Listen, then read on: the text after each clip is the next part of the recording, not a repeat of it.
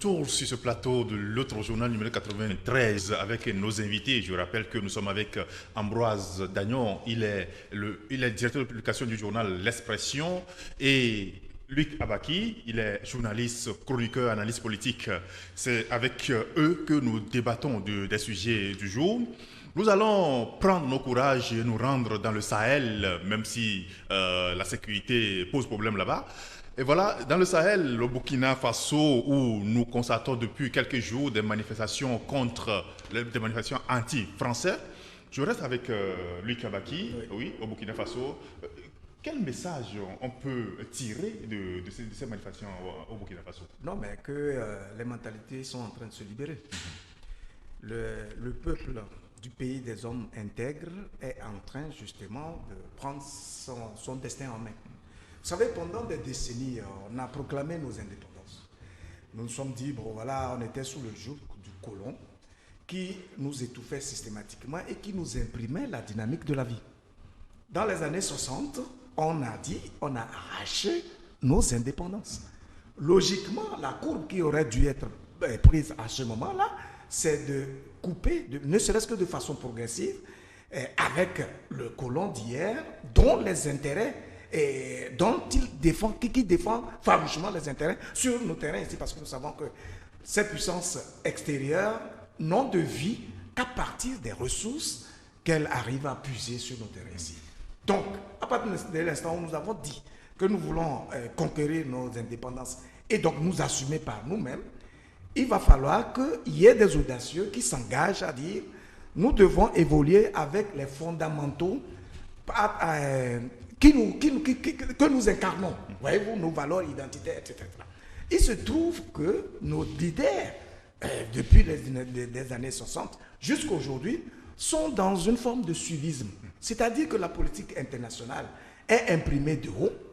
Et donc, nous, on ne fait que recueillir ce qui est décidé d'ailleurs et pour définir notre sort. C'est comme si nous étions nés pour vivre par procuration. Donc, aujourd'hui, avec les réseaux sociaux, l'Internet et tout ce qui se passe à Azerbaïdjan, en Chine, en Inde, etc., vous pouvez l'avoir de façon instantanée ici. Et donc, ça finit par éclore l'esprit du citoyen africain, et notamment de certains pays, de beaucoup de pays en Afrique de l'Ouest, notamment francophones, où les gens comprennent que la France, qui joue au parrain, fait en réalité un double jeu, multiplie des astuces pour en réalité nous maintenir dans une forme de dépendance pour pouvoir justement puiser autant que possible les ressources dont nous disposons et que nous ne sommes pas capables d'exploiter. Donc la France use de tout cela pour pouvoir justement se maintenir dans sa position de puissance, etc. Donc aujourd'hui les gens ont bien compris et les discours deviennent beaucoup plus virulents à l'égard de la France, en tout cas à son encontre, et c'est ce qui peut expliquer justement le fait que le convoi français ait été bloqué à plusieurs reprises, non seulement au Burkina Faso, mais également au Niger, où finalement il y a eu des tirs, il y a des morts, etc. etc. Je crois que c'est un message très fort que ces genres de peuples sont en train de passer à nos dirigeants.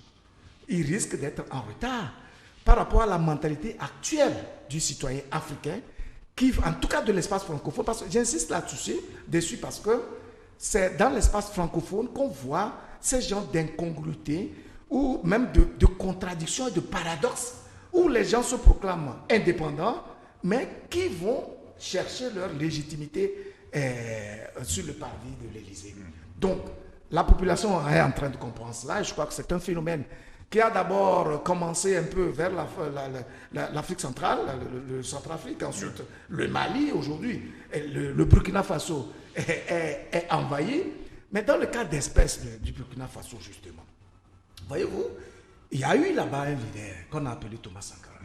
Ce monsieur a imprimé une dynamique qui aurait dû être copiée par les leaders africains pour justement libérer l'ensemble des pays d'Afrique francophone du joug du colon.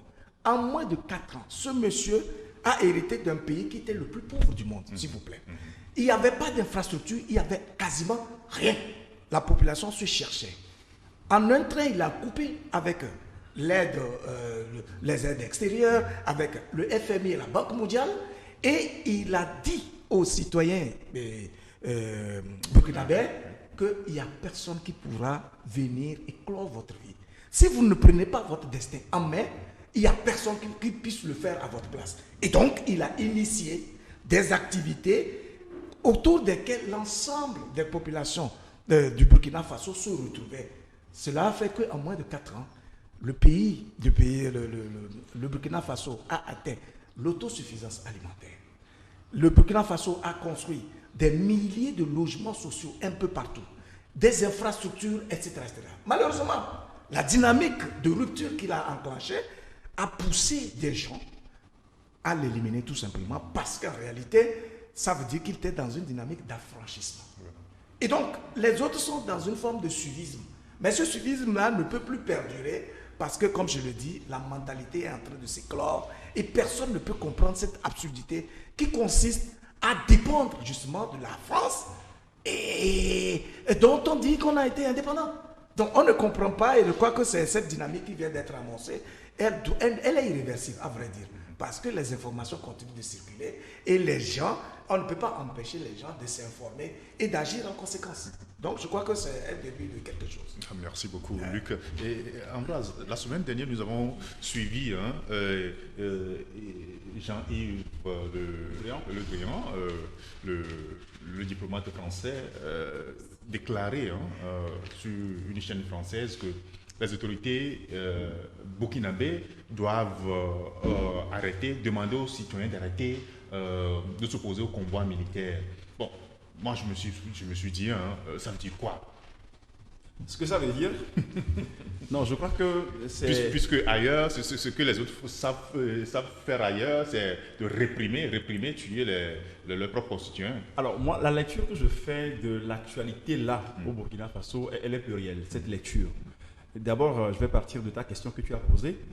Jean-Yves Le Drian, ça me rappelle la réaction que lui et son président Macron ont eu lorsque le premier ministre malien, Choguel Maïga, à la tribune des Nations Unies, avait clairement dit des choses qui, d'un point de vue diplomatique, peuvent être considérées comme un peu déplacées, mais cela en va aussi de la souveraineté du Mali. Mais on a vu la réaction à la limite de l'humiliation que Emmanuel Macron a eue vis-à-vis des autorités de la transition du Mali.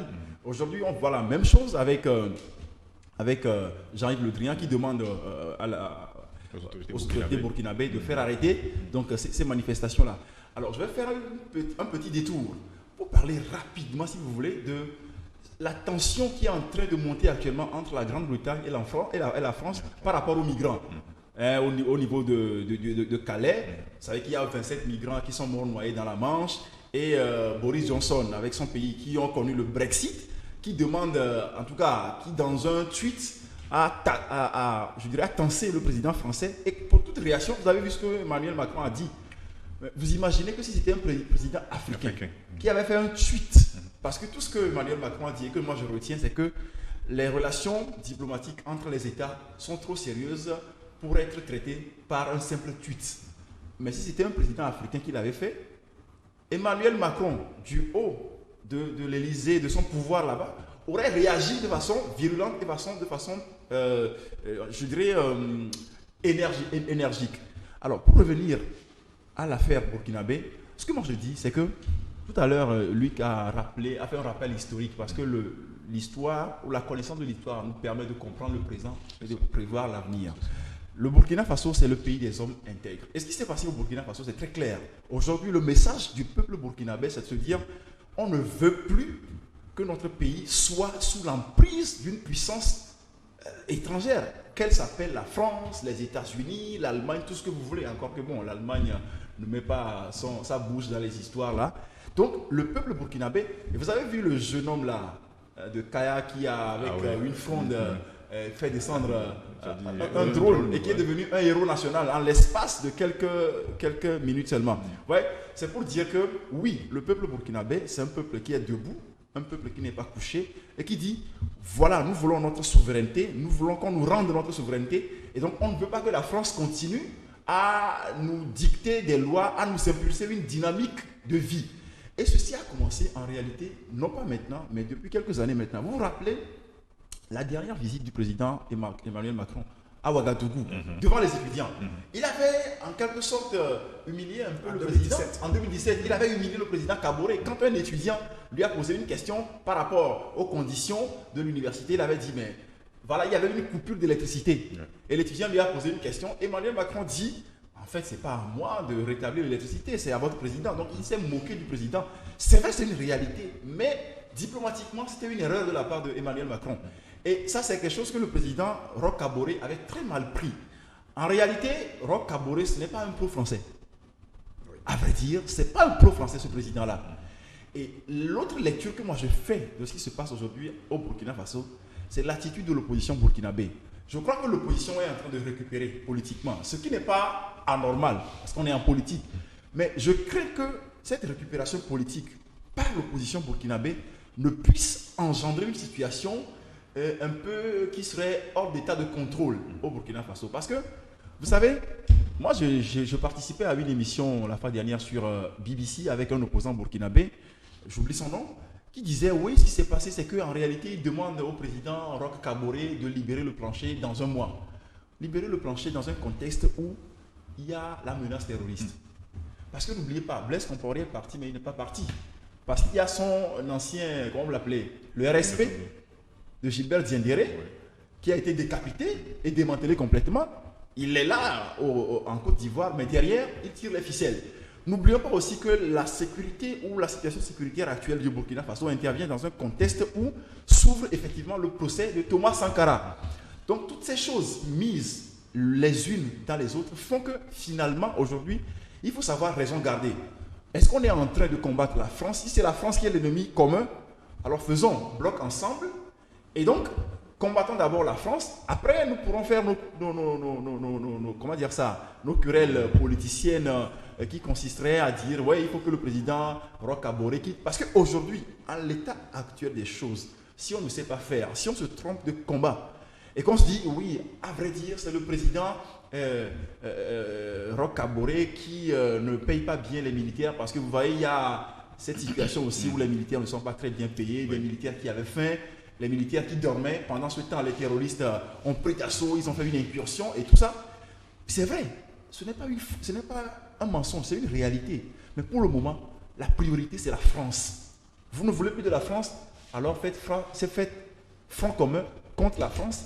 Et quand la France, l'ennemi commun, sera parti, vous pourrez faire vos querelles politiques. Mais pour le moment, si vous voulez faire en sorte que le président Roch Kaboré quitte, je crains fort que la France, qui est en train de perdre du terrain, d'abord en Centrafrique, ensuite au Mali, en quelque sorte au Tchad et aujourd'hui au Burkina Faso, je crains que la France ne lâche ces chiens enragés que sont les terroristes, parce que les terroristes aussi se nourrissent les armes qu'ils achètent, les chars, les voitures 4x4, les gros cylindrés. Ce n'est pas le Togo qui leur vend ça, ce n'est pas lui qui leur vend ça, ce n'est pas moi qui fabrique. Vous voyez? J'aime bien citer un livre sur le terrorisme, le livre noir du terrorisme, qui dit « Que savent les États, que nous cachent-ils » Quand vous lisez ce livre, vous comprenez qu'en réalité, le terrorisme, c'est quelque chose, c'est un peu flou. Les États, ils savent quelque chose qu'ils ne nous disent pas. La France joue bien son rôle, c'est du business qui se fait. Donc, encore une fois, pour terminer, il faut savoir raison garder et ne pas considérer que c'est Kaboré qui est le problème du Burkina Faso. Le problème, c'est la France. Qu'on fasse face à la France. Après cela, on pourra faire la lutte politique contre Kaboré. Voilà, merci beaucoup, Ambroise. Luc, en même temps qu'on demande à la France de partir, en Afrique, on n'a pas une armée solide en tant que telle pour faire face à cette menace djihadiste. Oui, c'est sûr. Mais j'aimerais quand même revenir sur certains épisodes. En réalité, n'oublions pas que Kaboré est venu à la suite d'une révolution qui a eu lieu en 2014 et qui a conduit au départ de Blaise Compaoré, qui a régné sur le Burkina Faso pendant 27 années. Oui. Donc, cette révolution-là portait quand même des aspirations. Et ces aspirations, c'est que le peuple burkinabé se dit, non, on ne peut plus être gouverné d'une certaine manière. Il va falloir qu'on nous donne la marche dont nous avons besoin. On a besoin des libertés, on a besoin d'un certain nombre de choses. Donc, Kaboré, son arrivée était porteur d'espoir. C'est-à-dire que les gens se disaient que, à partir du moment où on a déminé un dictateur, et que Kaboré, c'est vrai qu'il a fait partie du système ancien, mais il a l'air pondéré, il avait donc la capacité de transformer la vie des Burkinabés parce qu'il porte encore le rêve des graines qu'avait semé Thomas Sankara et qui avait pris une allure dynamique vers l'affranchissement, voyez-vous. Mais il se trouve en effet que, même si on peut être d'accord que Kaboré n'est pas vraiment un homme de la France, il n'a pas su se démarquer de la France. C'est-à-dire qu'il a mené une politique plus ou moins hybride qui donne l'impression qu'il est dans une forme d'apathie.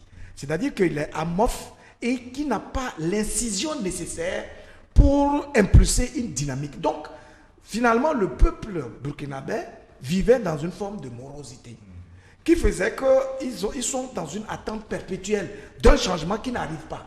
Or, au même moment, s'accentue le phénomène du terrorisme qui montre clairement qu'en réalité, c'est la France qui tire les ficelles par derrière. Comme je l'ai dit, c'est une question d'exploitation des mines, des gisements de mines. La dernière attaque Inata, voilà, où on a vu 57 gendarmes tués gratuitement. En fait, c'est autour d'une mine d'or. Et ces gens-là étaient là-bas pour garder la mine. Et leur temps, normalement, de garde étant fini, on devait les relever. Ils ont fait appel à plusieurs jours. Il n'y a jamais eu de recours. Ils n'avaient pas de nourriture. Ils étaient obligés de faire la chasse pour manger. Même, ils n'avaient même plus de munitions. Au point où ils ont été cueillis comme des petits lapins par, justement, les terroristes. Donc, et Kaboré, voyez-vous, lorsqu'il y avait eu l'attaque de Solange, je crois, où il y a eu 172 morts, Roch Kaboré est sorti faire un discours où il a pris des engagements, il a fait des promesses, mais disant qu'il va mettre en place une unité spéciale qui va lutter efficacement contre le terrorisme, etc. etc. Et puis, jusque-là, depuis juillet jusqu'à aujourd'hui, rien. Voilà une deuxième attaque plus atroce. Et donc, les Burkinabés qui n'étaient pas habitués à cela, et vous pouvez imaginer que les 2/3 du territoire burkinabé n'appartient plus aux Burkinabés aujourd'hui. Alors, plus de 2000 écoles fermées. Si vous permettez, ce n'est pas pour marcher sur la langue de Luc, mais oui, à vrai dire, je ne dédouane pas le président. Non, je sais. Je ne dédouane pas. Ouais. Ce que je dis, c'est très simple. C'est-à-dire que la situation qui prévaut actuellement au Burkina Faso va bien au-delà de la simple personne de Roch Kaboré. Parce qu'en réalité, que s'est-il passé? Lorsque Blaise Compaoré est parti le 31 octobre 2014, cette fameuse date-là que je retiens, parce que je me rappelle encore un député de son parti à l'époque qui disait « Devant, il n'y a rien, il n'y a que maïs ». C'était le 30 octobre ou le 29. 2 jours après, on connaît la suite de l'histoire. Voilà.